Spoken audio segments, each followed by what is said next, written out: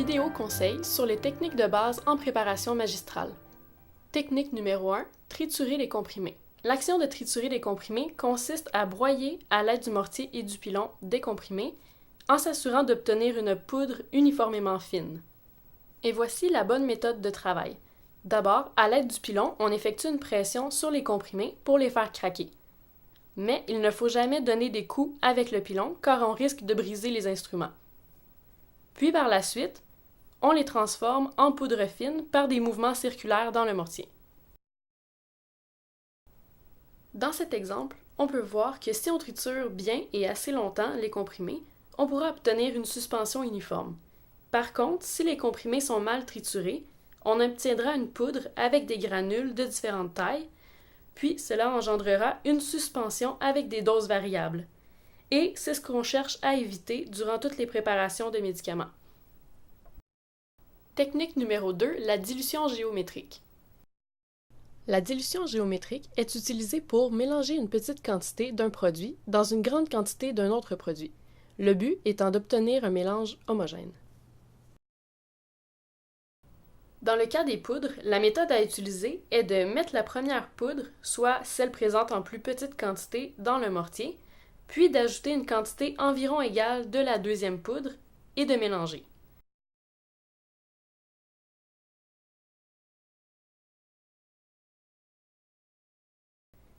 Puis par la suite, on doit toujours ajouter une quantité de la deuxième poudre environ égale au total présent dans le mortier.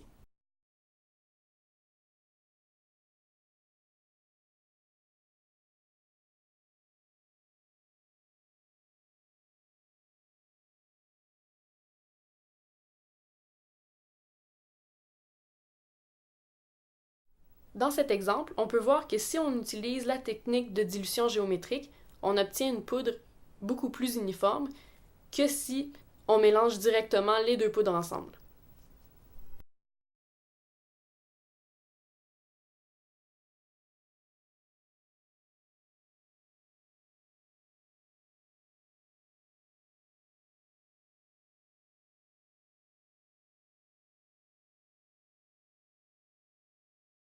Dans le cas d'un mélange de poudre et de liquide, il faut commencer par une étape de livigation qui consiste à mélanger la poudre avec une petite quantité de véhicule pour former un mélange d'apparence crémeuse.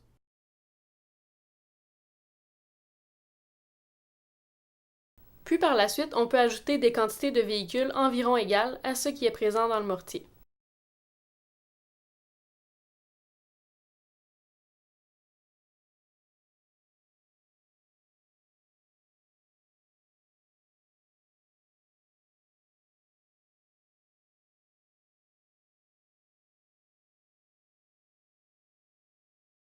Cet exemple montre également que le mélange est beaucoup plus uniforme si on utilise la technique de dilution géométrique comparé à si on ajoute le véhicule au complet d'un seul coup.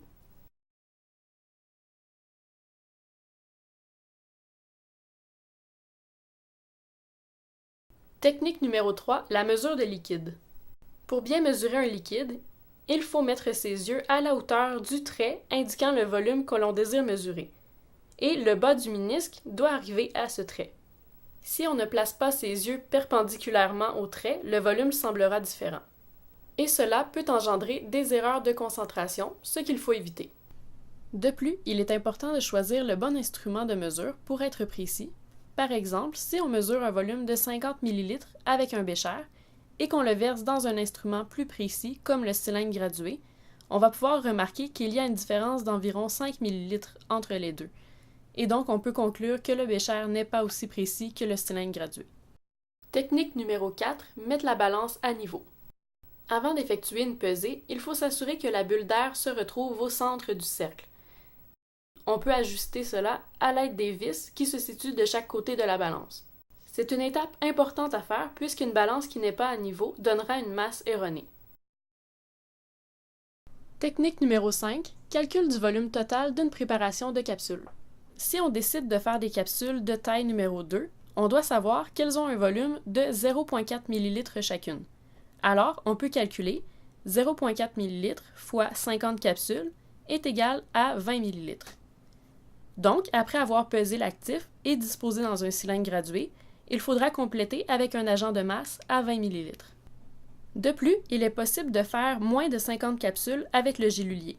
Il suffit de bloquer les trous avec un papier et un adhésif pour s'assurer qu'il n'y a pas de perte de poudre. Il faudra aussi ajuster le calcul en fonction du nombre de capsules désirées.